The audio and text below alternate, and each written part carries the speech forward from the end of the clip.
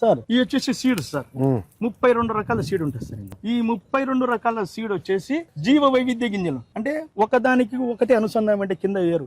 ఇప్పుడు మనం మొత్తము ఈ క్రాప్ వేసాం అనుకోండి, వీటికి అన్నిటికీ ఒకటే ఫుడ్ కావాలి. ఫుడ్ లేక రెండు ఫైట్ చేస్తాయి.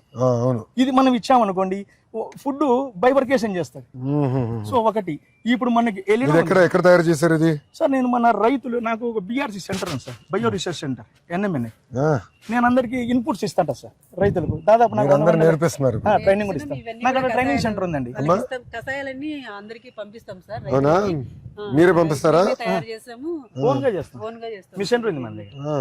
నాకు వీటికి లైసెన్స్ అవసరం లేదు, అగ్రికల్చర్ కాబట్టి నాకు అదొక ప్లస్. అది చెప్తాను కదా సార్, 1,00,000 రూపాయలు ఇచ్చారు సార్.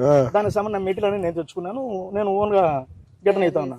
సో నాకు ఒక శాలరీ లాగా వస్తుంది ప్రజెంట్. సార్ ఆవులు ఉన్నా సార్, నాటావు ఉన్నా సార్.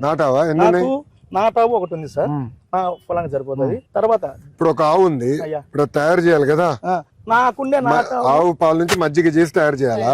మనకి టోటల్ ఎన్ని ఎకరాలు వేసావు ఇప్పుడు వ్యవసాయం? మనకి 17 ఎకరాలు. 17 ఎకరాలు. 17 ఎకరాలకి ఎన్ని ఆవులు కావాలి ఇది చేయాలంటే? సార్ మనకు యాజ్ పర్ సైన్స్ అంటే అందరం చేసినాక ఒక ఆవుతో 25 నుంచి 30 ఎకరాలు, ఒక ఆవు నుంచి 25 నుంచి 30 ఎకరాలు చేయొచ్చు. సఫిషియెంట్ సార్, ఎందుకంటే డైలీ ప్రొటెక్ట్ కదా సార్. ఆవు పంచదము, ఆవు పేడ మొత్తం అన్ని యూజ్ చేస్తాం సార్. అన్ని మొత్తం వాడతారు సార్. ఆవు పేడ, ఆవు మజ్జిగ, ఆవు పెరుగు, అరటి పండ్లు, కళ్ళు, సో ఇవన్నీ కలిపి ఒక ఇంగ్రీడియంట్స్ అనేది తయారు చేస్తాం. సో అది మంచి ఇది అన్నట్లు పని.